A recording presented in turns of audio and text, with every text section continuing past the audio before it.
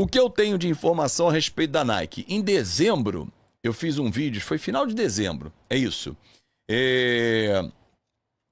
Final de dezembro eu fiz um vídeo em que eu indicava, falei, ó, gente, o Vasco tá já alinhado com a Nike, tá trocando documentação e tal, e o Vasco já tá buscando o seu caminho, né? O seu caminho em relação a...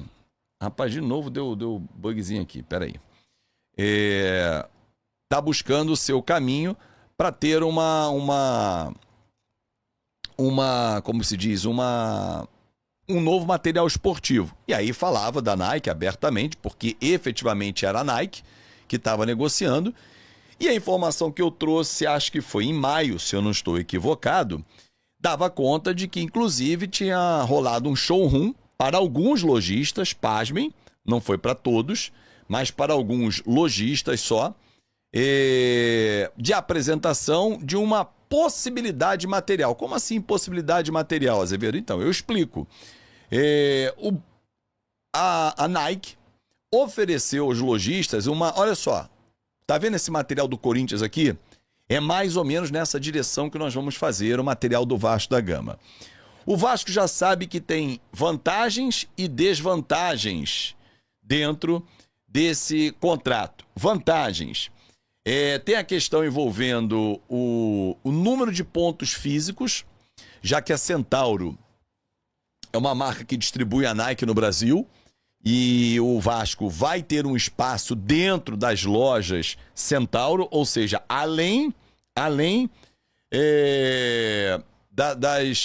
como é que se diz? Das lojas Gigante da Colina, teremos também em relação a Centauro. Então o Vasco vai ampliar, vai passar de 300 pontos físicos, porque em termos de lojas, salvo engano, já são 70 e a Centauro tem mais 230, alguma coisa desse tipo aí. Então a gente está falando de mais de 300 pontos físicos, tendo o Vasco da Gama e aí espalhado em todo o Brasil. Então assim, o que eu entendo nesse momento é que isso é uma coisa bacana para o Vasco, né? Positiva para o Vasco. Só que existem outras coisas que para mim são muito preocupantes. O fato de, nessa apresentação, a diretoria, né, os responsáveis pelo marketing da Nike, que estavam nessa apresentação, indicaram aos representantes lojistas que lá estavam que no início do ano somente um modelo será entregue para os lojistas, que é o modelo da nova camisa preta. O Vasco vai lançar a nova camisa preta, tá? Eu já bani o Yuri Alexander, bobalhão, não sabe se comportar, vai pro inferno. Então, assim,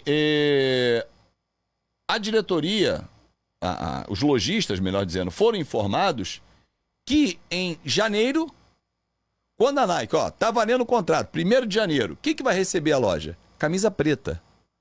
Falei, só? Não vem uma parte do enxoval? É sério isso? E aí houve uma decepção por parte dos lojistas que estavam presentes a essa apresentação, esse showroom. Primeiro, que não foi apresentado nenhum material, apenas PowerPoint com imagens. Ponto 2. O ponto 2 é que somente a camisa preta. Ou seja, por exemplo, hoje, é óbvio que eu não vou comparar, mas olha só, tem a camisa de aquecimento, o Vasco, tem a camisa de goleiro, tem a camisa 3. Aí a Nike vai dizer assim, só vou entregar essa camisa aqui. Essa é a atual, vai mudar agora dia 27, mas essa aqui é a nova, né? Essa é a atual camisa. Como é que só vai entregar um modelo de camisa para o torcedor? Então assim, cara, é muito estranho esse pontapé inicial. Mas é porque não há tempo hábil de confecção. Então faz o seguinte, segura a Nike, lança ela mais para abril ou maio, para ter um enxoval melhor, ter camisa de aquecimento, ter camisa de treino, ter camisa de goleiro, ter a camisa preta, pelo menos 4, 5 modelos para abraçar o torcedor, e até lá vai colocando o material da capa né? Vai queimando o material, que a capa tem muito material ainda. Bom, então assim, não dá para entender, sinceramente, o Vasco dar esse pontapé com a Nike, com esse gol contra. É o que eu acho. Né? Então, assim, a diretoria do Vasco, isso é um ponto negativo. Ponto positivo, espalhar por muitos pontos no Brasil. Pô, mas já terá mais de um ano. Então, o Walter, a assinatura definitiva ainda não aconteceu. Ontem eu perguntei para uma pessoa, um dirigente do Vasco, que me disse o seguinte, está 99,9%. Qual é o 0,1%? E aí é uma notícia que eu trago para você, torcedor. O Vasco esperava receber uma proposta da Puma. A Puma negociava paralelamente com o Vasco, assim como a Nike. E o Vasco esperava que a Puma fizesse uma grande proposta.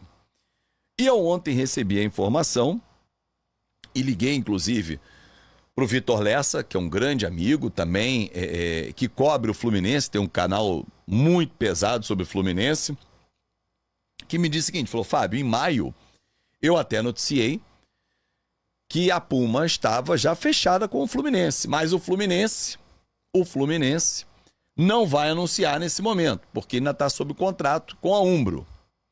Falei, cara, então bate com a informação que eu acabei de receber. A pessoa me mandou uma mensagem e falou assim, olha, soube agora que a Puma realmente fechou com o Fluminense, então saiu do nosso circuito. Logo, é só assinar agora com a Nike para poder oficializar essa questão.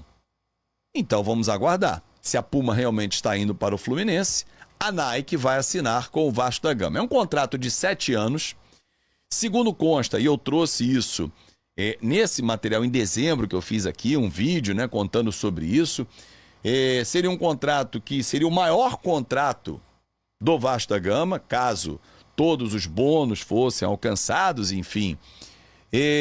Mas, assim, há uma preocupação muito grande do torcedor, por exemplo, preço, variedade, né, os tamanhos, por exemplo, como disse, como pergunta aqui o Eric. E outra, hoje o Vasco com a capa desenha modelos. Essa camisa aqui, por exemplo, ela foi desenhada com a capa. Essa camisa aqui foi desenhada com a capa.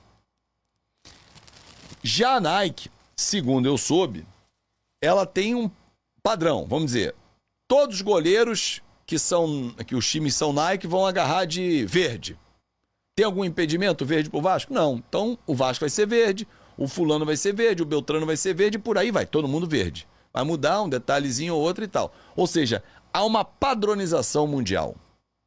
A gente vai perder um pouco, pelo que me foi dito, dessa característica de coisas que são assim, pô, essa camisa do Vasco. Esse é o modelo do Vasco, você identifica. Vamos assim dizer, eu queria dizer o seguinte. Ontem, vendo o Botafogo, eu vi que o autor do gol foi o Igor Jesus. Eu fui dar uma pesquisada como jornalista. Quanto que custou o Igor Jesus para os cofres do Botafogo? Aí você fala, bem, o Botafogo tem um Testor, gasta rios de dinheiro. Igor Jesus, rosca, zero. Só o salário. Só o salário. Se você pegar outros jogadores que o Botafogo trouxe, a gente pode fazer uma lista, custo zero, só o salário. Você fala, mas o Testor gasta milhões, é com um ou outro jogador onde ele deposita a maior parte de sua grana. Isso tem um nome, trabalho de scout, boa avaliação de mercado. E detalhe, a pessoa que está por trás do scout do Botafogo é um ex-jornalista, é um comentarista que trabalhou nos canais do Grupo Globo, o Rafael Rezende, do mais alto nível e da mais alta competência, como já era comentarista e hoje no departamento de scout. Isso é eficiência, isso é inteligência, isso é dedicação, é comprometimento, é leitura do mercado, é respeito com o seu torcedor e com o dinheiro lá investido. O Flamengo tem uma boa gestão há alguns anos, desde Eduardo Bandeira de Melo. e teve uma mudança na conjectura política interna do Flamengo, que sempre foi um inferno, sempre foi uma balbúrdia. Mas nos últimos 10 anos esse cenário mudou de profissionalismo. Todo mundo pensando em prol do Flamengo, não em prol de carteirinhas, não em prol de egocentrismos. E o Fluminense, que está buscando uma SAF, na qual seu presidente quer, entre aspas, uma perpetuação de poder, assim a gente interpreta. O que o Fluminense fez foi sorte. Veja quantas Libertadores o Fluminense participou até ganhar a sua. Veja quantos G4s e G6 de Campeonato Brasileiro o Fluminense teve até ano passado, quando brigou para não cair. Porque eles imaginaram que a fórmula era montar um time velho, experiente, que ia conquistar outros campeonatos, e não aconteceu. Esse ano já mudaram de ideia novamente, diminuíram a média de idade e tem um técnico teoricamente mais competitivo. O que eu quero colocar com tudo isso? Todos esses times desenharam uma estratégia, todos esses times tiveram um prisma, todos esses times tiveram um direcionamento. Pergunto ao presidente Pedrinho e a todos que estão no Vasco hoje e aqueles que estiveram antes. Qual foi o direcionamento do Vasco? Qual foi o planejamento? Qual foi o foco? Não é somente o fato de observar o que o rival faz. É observar o que o rival faz e melhorar, inovar, fazer algo diferente para ser o timoneiro da vez. O Flamengo não foi sempre o timoneiro. O atual timoneiro do futebol carioca é o Botafogo, campeão da Libertadores e brasileiro. Em 2023, o timoneiro não foi o Flamengo, foi o Fluminense. Veja só como o troféu passa de mão em mão do timoneiro do futebol carioca. O Vasco pode buscar isso, pois eu tenho absoluta certeza e convicção que não existe no cenário do futebol brasileiro nenhuma torcida mais apaixonada, nenhuma torcida mais dedicada, identificada com seu clube do que a torcida do Clube de Regatas Vasco da Gama. Não tem, não existe. Ontem, durante um show no Circo Voador, o cantor Lucas Carlos está usando o que é, aparentemente, a blusa nova do Vasco, que será lançada no dia 27 de junho. Gola polo, detalhes diferentes na camisa. Está diferente da branca. A semelhança é só as costas, por estar sem faixa. Dá para ver também diversos detalhes da escrita 1898 pela camisa. O número nas costas é na cor branca. E aí, torcedor, o que você achou da nova camisa? Está ansioso para comprar? Gostou dela? Não gostou? Deixe sua opinião nos comentários. É muito importante para nós. Deixe sua curtida e não esqueça de se inscrever no canal. Saudações vascaínas!